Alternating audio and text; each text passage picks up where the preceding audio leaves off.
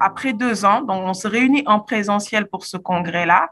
C'est essentiellement du fait de la COVID-19. Donc, cette infection, cette pandémie à COVID-19 qui a mobilisé donc la lutte au niveau national et au niveau international. Et en ce qui concerne la riposte de cette infection à COVID-19 dans les pays du Sud, quand même, il faut relever que, à la différence, je pense, des autres pays, une action coordonnée a été mise en place dès le début avec l'appui de l'Organisation mondiale de la santé, de l'Africa CDC, de l'Union africaine. Donc, ils se sont réunis autour d'une même table pour identifier quels étaient les gaps, mais également voir quelles étaient les stratégies pour pouvoir prendre en compte, en tout cas pour pouvoir lutter contre cette pandémie.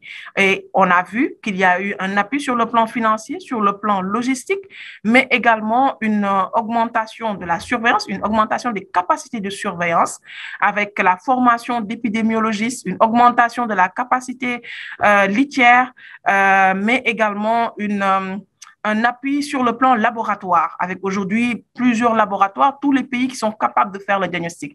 Mais au-delà de cela, même la séquençage génomique, les capacités de séquençage génomique, grâce à la mise en place d'une plateforme, cette capacité a été grandement augmentée et on sait qu'aujourd'hui, le séquençage génomique va permettre demain de faire face aux futures menaces sanitaires.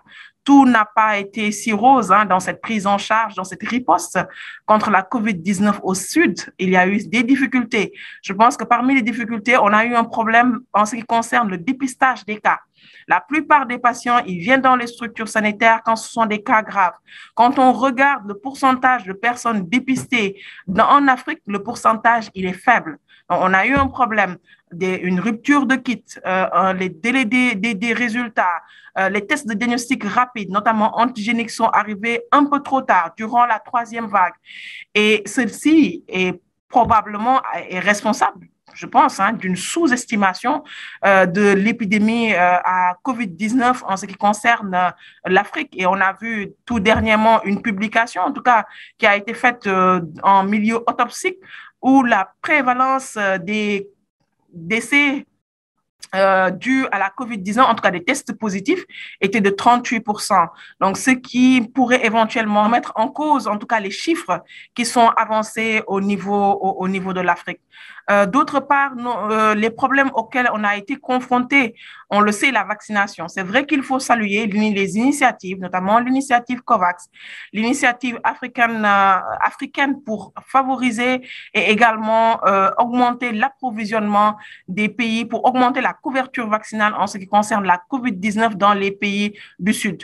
Donc, aujourd'hui, plus de 500 millions de doses qui ont été administrées. Toutefois, notre couverture vaccinale reste faible.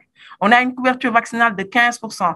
Pourquoi faible? Parce qu'on a une rupture, il y a eu des ruptures de vaccins, il y a eu également un problème de déploiement sur le terrain, un problème de ressources financières, mais également nous avons été confrontés à une réticence, à un problème d'acceptabilité des vaccins dans nos pays. Aujourd'hui, avec aussi bien la COVID-19 et le VIH, il faudrait qu'on puisse réfléchir sur une résilience de nos systèmes de santé.